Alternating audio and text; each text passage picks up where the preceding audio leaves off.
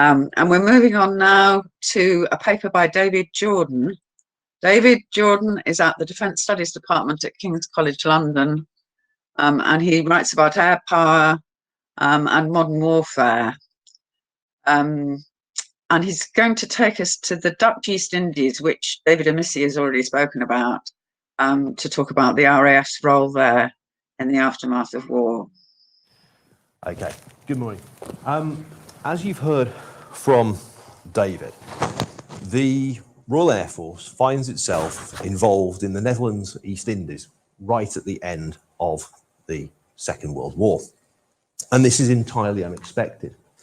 Now, I think one of the key things we need to bear in mind when talking about this is the challenge that is imposed at short notice on the RAF.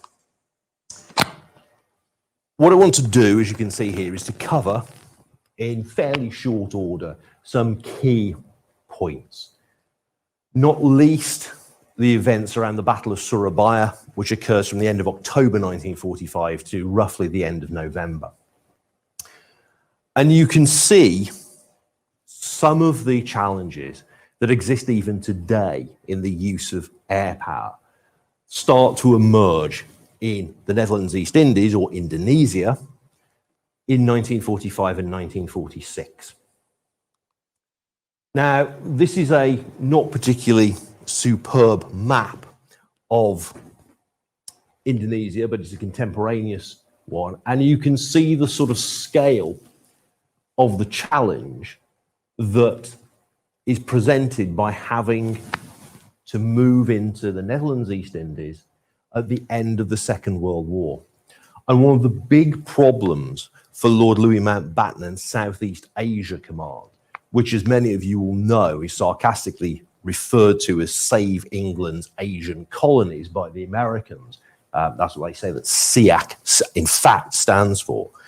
Mountbatten is given responsibility for the Netherlands East Indies in a reorganization of command boundaries that MacArthur brings in right at the end of the war. There is a further complication, which is that MacArthur's decision leaves the British in the position where they know very, very little about the Netherlands East Indies. They've not had to think about it. The end result of this is that they understandably approach their Dutch allies. They are, after all, the colonial power. And the Dutch say to the British upon inquiry, oh, well, there's no nationalist movement, so to speak of. The locals love us, and we can guarantee that they're really keen to see us back, because they are, and this really sort of extends the stereotypical analogy, they go into this sort of, they're simple folk. They can't run a country. Now, one of the problems that Mountbatten also faces is that MacArthur makes it abundantly clear that he doesn't want troops moving in to reoccupy these areas until the Japanese have formally surrendered, which of course they do aboard the deck of USS Missouri. In the interim period, the Indonesian nationalist movement, which is, to put it mildly, somewhat more advanced than the Dutch colonial government had expected, takes over running the country. One of the big challenges that is faced, though, with Java in particular, but also this huge series of, this huge landmass, is the fact that it is the home to a number of prisoner of war camps and interned Dutch citizens. So what we have is what are known as RAPWI. That is the recovery of Allied prisoners of war and internees. It is abundantly clear that conditions in these camps are quite appalling. And what you see occur after VJ Day is the use of Royal Air Force, not just transport aircraft, but also their Liberator bombers to deliver supplies to the prisoner of war camps. Furthermore, those prisoner of war camps are not all particularly well located on maps. So there has to be some degree of aerial reconnaissance to find these things. And elements of SOE's Force 136 are delivered by parachute into the Indonesian islands to go and locate the POW camps and where the Dutch internees are being held. These resupply missions are actually quite dangerous. A Liberator from 99 Squadron, for example, crashes trying to deliver its supplies accurately. The pilot makes a slight misjudgment during doing a tight turn, and the aircraft side slips into the ground. Now, I mention this because of the fact that it is not a cost-free enterprise that the Air Force is engaged upon. It is also quite vital. One of the families of one of the crew members who is killed in this accident receives a letter from somebody in the POW camp saying, but for the supplies that are delivered by your late relative, the death rate in the camp would have been almost uncontrollable. So these missions, these sorties are really very important. But they also demonstrate another thing, which is that Force 136, as they are locating the camps, they notice that there are quite a lot of people talking about being citizens of the new state of Indonesia. They also notice, when they go into urban areas, that there are Indonesian flags painted on walls and pro-independence slogans as well as graffiti. And they start feeding back information that the situation may be somewhat more complicated than had been previously allowed for. This means that when British troops, under the command of General Sir Philip Christison, who is the commander of 15 Corps in Burma, when they arrive in the Netherlands East Indies, they do so with their expectations tailored towards a relatively straightforward job, and it is not. Because the Dutch colonial empire is not something that the Indonesians wish to see return. They make the assumption that Britain will be hard over on returning colonial control to the Dutch, because that's what empires do. Empires helping one another out. Now, in fact, the Labour government has given clear instructions to Christison via Mountbatten, but also directly to Christison. He says so in his memoirs, which you can find in Churchill College, Cambridge, that there is no expectation that Britain will suppress the independence movement. The job is to recover the prisoners of war and to release the internees. The difficulty, however, is that the law and order situation is very, very parlous, because what the range of nationalist opinion in Indonesia ranges from the moderate to the highly radicalized. Some of the highly radicalized elements are from the youth movement, and they've been radicalized in no small part by the Japanese occupiers. They've been armed, and they start trying to settle scores against the Dutch. And you see a number of scenarios where internees, having left their internee camp, return to those camps because they're the only place that their safety can be guaranteed. We also see the use of Japanese forces to maintain law and order. And this is problematic for Christison as well, because obviously the Japanese are immediately associated with the British forces, and the Japanese forces do not follow the Geneva Convention. There is one particular instance where radical nationalists ambush a Japanese patrol, they take them to the local police station, and they then torture the patrol members to death. The Japanese troops, under a guy called Lieutenant Kido, go out to find the patrol, discover the grisly remains of their comrades in the local prison, and to quote the War Office report, at this point they become literally fighting mad and swept through the town. This is a euphemism for they actually kill any Indonesian they see. So there's a problem with war crimes. So the situation is febrile. And this idea of keeping things ticking over just doesn't really hold true. So there's a whole series of problems here, and the forces sent to Indonesia are inadequate, and the balance between the Allies, the Dutch and the British, and the occupied trying to maintain smooth running is always going to be difficult, and it falls apart at Surabaya. The death of Brigadier Orbitin Mallory on the 30th of October at Surabaya comes about because 49 Brigade, which he commands, is sent in to that major port city, and the Indonesians immediately assume that it is an attempt to disarm them.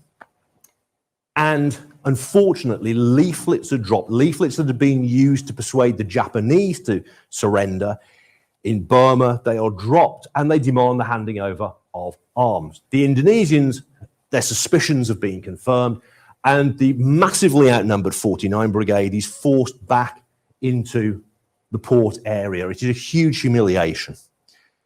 It is quite clear that if law and order is to be maintained, the British are going to have to do something. So the end result is that they make an overwhelming response. General Mansell, the commander of 5 divisions, sends an ultimatum that includes that line. Imagine, if you will, trying to put that out in a modern insurgency context, that he says that if you do not disarm, the whole weight of my land, sea and air forces will be brought to bear against the people of Surabaya. The Indonesians, however, say, well, we take the view that they have to fight. So battle is then joined. What we see is a full-scale pitched battle, which involves the Royal Air Force's Thunderbolt squadrons in particular, but also squadrons of de Havilland Mosquitoes, being called upon to undertake a number of critical roles. They draw upon their experience of using controlled air attack through what are then known as visual control points, the VCP, because of the fact that they can deliver pretty precise airstrikes. And those airstrikes do make a notable difference. The problem is, of course, that they're being carried out in urban areas, and that risks questions about discrimination and proportionality. And we are talking about a Second World War mindset being applied to what is, relatively speaking, a low-intensity conflict. The British ultimately occupy, using lots of Indian troops, they occupy much of Surabaya by the end of November 1945. But it leads to a change in approach. Extremists are to be crushed, but the moderates are to be treated as equals, that you cooperate them. Now, this causes huge diplomatic ructions with the Dutch. But the basic plan is to get out as quickly as possible, which, of course, is achieved in 1946. But to do this, you need to maintain law and order. You can't use Japanese troops because of their penchant for excessively disproportionate force against the locals. So you use ground troops in cooperation with air power. All of this is enabled by the use of air mobility, Douglas Dakota squadrons, number 31 squadron in particular, flying across the islands. But you also see convoys taking aid to and from prison camps, removing prisoners of war so they can be taken home, removing internees, sending food and medical supply in. But those convoys tend to be attacked by the nationalists. So you have shows of force and convoy cover taking place in the Netherlands East Indies in 1945 and 46.